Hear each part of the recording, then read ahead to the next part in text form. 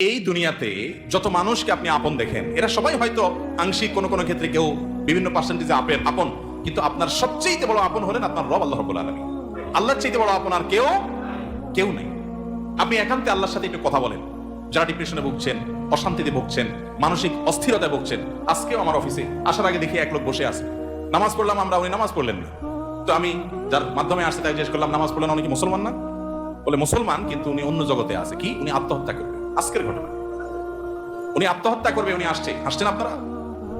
এর আগে এক জুমা অফিস থেকে আমাকে ফোন দিল, জুমার নামাজ পড়াইতে ঢুকবো, বলতেছে এক লোক অফিসে এসে ঢুকছে, আপনার সাথে দেখা করবে। সে আত্মহত্যা করবে, জুমার নামাজও পড়বে না, এখন মরার আগে আপনার সাথে দেখা করতে চায়। আমি আছি নারায়ণগঞ্জ, আসছে ঢাকায় অফিসে। ভাইরা আমার, আপনারা হাসছেন। ঘরে ঘরে অশান্তির সমুদ্র চলছে, ঘরে ঘরে মানুষের মধ্যে অশান্তির হাবুর মধ্যে হাবুডুবু খাইতেছে। তরুণ ইয়াং মানুষ, বাচ্চা ছেলে এখনো দুনিয়ার কিছু তার পায় নাই, ব্যবসা বাণিজ্য জ্ঞান জামফাসাদ কিচ্ছু পায় নাই, কলেজ ইউনিভার্সিটিতে পড়ে, সেখানে শতাধিক ছেলে এক বছরে আত্মহত্যা করে ফেলতেছে। মানসিক শান্তি যেটা, এটা এই সমাজের প্রতিটা ব্যক্তি থেকে উঠে যাচ্ছে। প্রত্যেকটা মানুষ অস্থির। এর মূল এবং প্রধান কারণ হলো এই কলব এবং অন্তরে যে জিনিসটাকে ঢুকানো দরকার ওটা না ঢুকাইয়া ভুলটারে ঢুকাইয়া বসে আছে, ইনস্টল করে নিছে দুনিয়াকে। দুনিয়া ছাড়া আর কিছু তার মাথায় নাই। একজন যুবক, তিনি কোনো মেয়ের সাথে অবৈধ সম্পর্কে জড়িয়েছেন, হারাম সম্পর্কে জড়িয়েছেন, সেটা একটা বিষয়, কিন্তু সেই মেয়ে তার সাথে ধরুন মানে কথা রাখে নাই, সে আরেকজনের সাথে ভেগে গেছে বা অন্য কোথাও তার বিয়ে হয়েছে। এখন সে ডিপ্রেশনে ভোগে। কেন ডিপ্রেশনে ভোগে? যে ওই পছন্দের মানুষটাকে সে পায় নাই। আলটিমেটলি এটা দুনিয়া, ঠিক না ঠিক? আলটিমেটলি এটা কি?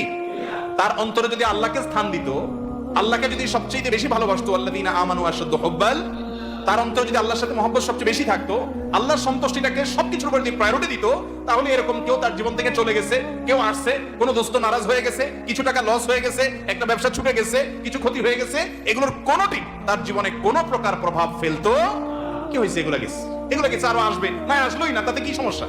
আমাকে তো আল্লাহর কাছে যেতে হবে, কিয়ামতের ময়দানে দাঁড়াতে হবে, সারা জীবনের হিসাব দিতে হবে। আমি সেই জায়গা কি হিসাব দিতে পারবো, সেই জিনিসটা আমি ঠিক রাখতে পেরেছি কিনা, এটাই হলো আমার মূল গোলের জায়গা, এটা হলো মূল টার্গেটের জায়গা। এইভাবে যদি আপনি ভাবেন, তাহলে আপনার মধ্যে ডিপ্রেশন ইনশাআল্লাহ এমনিতেই দূর হয়ে যাবে। মোহতারাম হাজরিন, অতএব সম্পদ উপার্জন করেন, ব্যবসা বাণিজ্য করেন এবং জাগতিক কাজ করেন, এতে কোনো সমস্যা নাই, কিন্তু অন্তরে দুনিয়াকে নয়, আল্লাহকে স্থান দেন। এবং এই স্থান দিতে গিয়ে আপনাকে স্যাক্রিফাইস করতে হবে। কি স্যাক্রিফাইস? ওই যে সৎ পথে চলবেন, হক হালালে চলবেন, টাকা পয়সা বেশি হবে না। অন্যরা তো দূরের কথা, নিজের আপন মা বাবার কাছেও দাম পাবেন না, ভাই বোনের কাছে দাম পাবেন না, বইয়ের কাছেও হয়তো দাম পাবেন না, ছেলে মেয়ের কাছেও হয়তো দাম পাবেন না, বন্ধু বান্ধবের কাছেও দাম পাবেন না, এলাকার ইমাম সাহেব, খতিব সাহেব, হুজুর সাহেবের কাছেও দাম পাবেন না, কারণ পয়সা নেই। কিন্তু আল্লাহর কসম, যেই জায়গায় দাম পাওয়া দরকার সেই জায়গায় ঠিকই পাবেন। আরশ আজিমের মালিক আপনার অনেক বেশি মূল্য দিবেন। নবী করিম সাল্লাল্লাহু আলাইহি সাল্লাম কতবার এরকম বলেছেন সাহাবীদেরকে, তোমরা কোনো জান্নাতি লোক দেখতে চাও? বলি ইয়া রাসূলুল্লাহ, দেখতে চাই। একটা লোক চলে যাচ্ছে সামনে দিয়ে, তিনি জিজ্ঞাসা করেছেন, এই লোকটা সম্পর্কে তোমাদের কি ধারণা? বলি ইয়া রাসূলুল্লাহ, লোকটা খুব সাধারণ একজন মানুষ, এত গরিব, সমাজের এত সাধারণ মানুষ যে এই ব্যক্তি কারোর মেয়ে বিয়ে করতে চাইলে কেউ তার কাছে মেয়ে বিয়ে দিবে না, কেউ তাকে পয়সা হাওলাত দিবে না, কেউ তাকে চেয়ার দিবে না, কেউ তাকে কদর করবে না। আরেক লোক আসছে, নবী করিম সাল্লাল্লাহু আলাইহি সাল্লাম বলেন, এর সম্পর্কে তোমাদের বক্তব্য কি, মূল্যায়ন কি? সাহাবীরা বলছেন, ইয়া রাসূলুল্লাহ, এই লোকটা যার মেয়ের বিয়ের অফার করবে, সবাই তার কাছে মেয়ে দিতে পারলে সৌভাগ্যবান মনে করবে, পয়সা আলা, ভাবসাবালা, সমাজে অবস্থানওয়ালা। সে কারো কাছে কিছু চাইলে কেউ তাকে ফেরত দিবে না, তার অবস্থান আমাদের কাছে অনেক বেশি।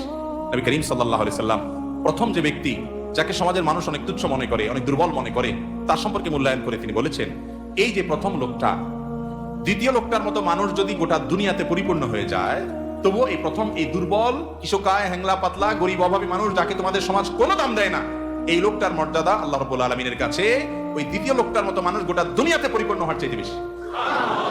ভাইরা আমার, এজন্য সামাজিক অবস্থান এটা আরেকটা ডেঞ্জারাস ব্যাধি, নেশা। সামাজিক অবস্থান, বেশিরভাগ লোক পয়সা করে কামাই করেন নিজে খাওয়ার জন্য না, ভাবসাবের জন্য। কিসের জন্য? ভাবসাবের জন্য। ভাবসাব বুঝেন? আমি এই জন্য প্রায় সময় বলি, গোটা দুনিয়াতে এখন অভাবটা হলো ভাবের। অভাবটা কিসের? ভাবের অভাব। যে আমাকে মানুষ লাখপতি বলবে, কোটিপতি বলবে। অনেক লোক দেখবেন যে বিদেশে হয়তো উনি সাধারণ একটা কাজ করেন, কিন্তু দেশে আইসা মাশাআল্লাহ কোট টাই বুট, ঢাকা শহরে হয়তো কোনো একটা দোকানে কাজ করেন, কিন্তু গ্রামে যায় মাশাআল্লাহ এমন ভাবে পরিপাটি হয়ে যান যে উনি ঢাকা শহর বিশাল শিল্পপতি। আছে না নাই? তো বেচারা এত কষ্ট কেন করতেছে? তার দরকার একটু ভাব। তার কিসের দরকার? ভাব। এটাকে বলে সামাজিক অবস্থান। হব্বে যা, এটা মানুষকে কুরে কুরে শেষ করে দেয়, একদম ধ্বংসের দ্বার প্রান্তে নিয়ে যায়। এজন্য ডিপ্রেশন থেকে মুক্তি পেতে চান, একমাত্র পথ আল্লাহর আনুগত্য এবং গোলামিতে ফিরে আসেন। সালেহাতু সঙ্গেবু দিদিল খারাস আজমুদে এক জামানা খাকে বাস। ভাইরে, বহু বছর তো পাথর হয়েছিলেন, কিছু কাল একটু মাটি হয়ে দেখেন, একটু চোখের পানি ফেলে দেখেন, একটু রোনাজারি করে দেখেন, একটু আল্লাহর সাথে কথা বলে দেখেন, দুনিয়ার মোহটা ছেড়ে দেন, আল্লাহর মহব্বতটাকে নিজের ভিতরে আনার চেষ্টা করেন, আল্লাহর গোলামিটা করে দেখেন, একাকি আল্লাহর সাথে একটু কথা বলেন, ভোর রাতে উঠে একটু আল্লাহর সাথে কথা বলেন, তাহাজ্জুদে গিয়ে একটু চোখের পানি ছেড়ে দেন, মুনাজাত করেন, আল্লাহর সাথে কানাঘুষা করেন, কেউ আপনার দুঃখ বুঝে না, আল্লাহকে বলেন, আল্লাহর সাথে একটু কথা বলেন, আপনার চাইতে সুখী মানুষ আল্লাহর জমিনে আরেকটা আর থাকবে না ইনশাআল্লাহ। ভাইরা আমার, সুখের যে পথ কোরআন বলেছে সেটা আমাদের বিশ্বাস হয়। সম্ভবত হাসান বসরি রাহিমাহুল্লাহ বা অন্য কোন এক তাবেঈ বলেছেন, কোরআনে আল্লাহ রাব্বুল আলামিন বহু জায়গায় ওয়াদা করেছেন যে আল্লাহ তাআলা মানুষকে দুনিয়াতে সুখ স্বাচ্ছন্দ্য দিবেন। মান আমিলা সালিহাম মিন যাকারিন আও উনসা ওয়া মুমিন ফালানুহইয়ান্নাহু হায়াতান তাইয়্যিবা। নারী হোক আর পুরুষ হোক, যে ব্যক্তি ঈমান আনার পর নেক আমল করবে, আল্লাহর নির্দেশ মতো নিজের জীবনকে পরিচালিত করবে, এটাই তার জীবনের মূল টার্গেট। এটা ঠিক রেখে পয়সা আসলে আসুক, না আসলে নাই, ব্যবসা থাকলে থাকুক, না থাকলে নাই, আল্লাহর আনুগত্যটাকে মূল রেখে চলে।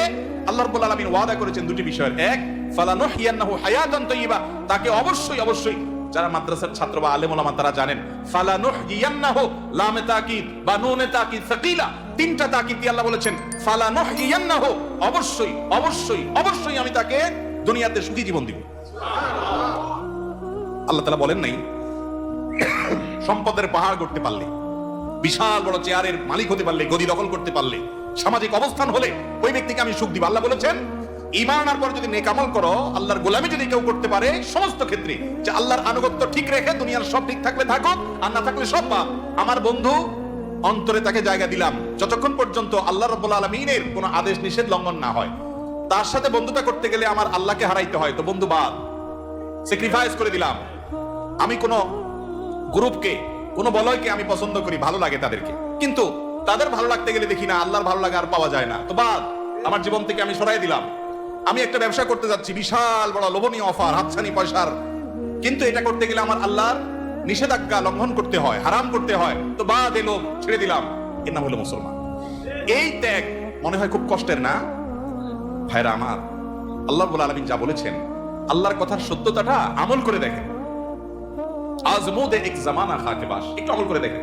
স্যাক্রিফাইসের ভিতরে যে আনন্দ আছে, আল্লাহর শপথ ভোগের ভিতরে সে আনন্দ, হারামের হাতছানি আছে, ছেড়ে দিছেন। কেন? আমার রবের নির্দেশ নাই, অনুমোদন নাই, আমি করলাম না, দরকার নেই আমারই পয়সা। মনে হয় খুব কষ্ট হবে, তাই না? বাহ্যিকভাবে কষ্ট হবে, রূহ যে আছে, রূহ আত্মা, ভেতরটা প্রশান্ত হবে।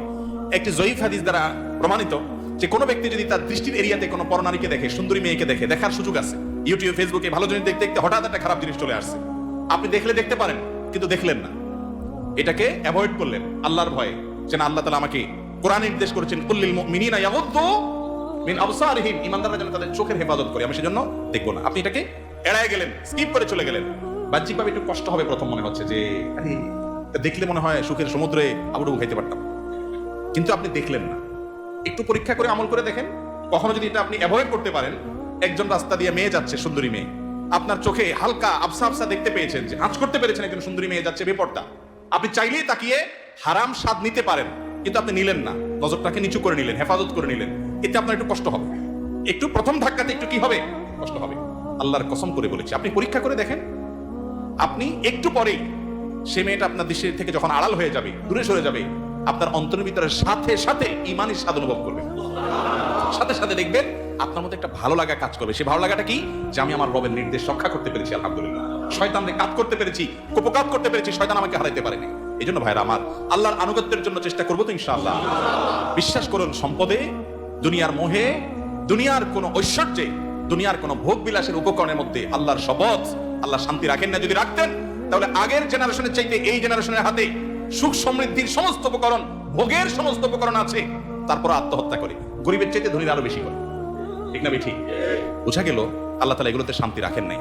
শয়তান আমাদেরকে ওয়াদা করেছে একবার, আশ-শাইতানু ইয়াইদুকুমুল ফাকরা, শয়তান তোমাদেরকে গরিব হয়ে যাওয়া এটার ভয় দেখাচ্ছে। এই একবার বলাতে আমরা শয়তানের কথা যে পরিমাণ বিশ্বাস করি, কোরআনে আল্লাহ তাআলা কতবার বলেছেন ফালানুহইয়ান্নাহু হায়াতান তাইয়্যিবা, ঈমানের নেক আমল অনুযায়ী চলো, পয়সা তোমার কম থাকুক, বাড়ি গাড়ি তোমার কম থাকুক, বেচাকেনা তোমার কম থাকুক, দোকান একটা কম থাকুক, সবাই তোমাকে দাম কম দেখ, তোমার কোনো গুরুত্ব সমাজের মানুষের কাছে না থাকুক, কেউ তোমাকে নেতা না বানাক, পাত্তা না দেখ, কিন্তু তুমি মানসিক যে প্রশান্তি হাসিল করবা, ওইটা কোটিপতি মিলিয়নার বিলিয়নারকে আল্লাহ রাব্বুল আলামিন দেন নাই। আল্লাহর এই কথার উপরে আস্থা বিশ্বাস রাখার জন্য দরকার হলো ঈমানী শক্তি। এই জন্য বলি, মাঝে মধ্যে তাকওয়ার চর্চা করে দেখেন, দেখবেন কি স্বাদ। আল্লাহ তাআলা আমাদের সবাইকে তাকওয়ার সে স্বাদ আস্বাদন করার তৌফিক দান করুন। এবং ডিপ্রেশন এবং মানসিক যে অশান্তিতে মানুষ ভুগছে আজ, এটার মূল কারণ হলো দুনিয়ার মোহে অন্ধ হয়ে যাওয়া। দুনিয়ার মোহ এটা মানুষকে পাগল পরা করে দেয়, অস্থির করে দেয়।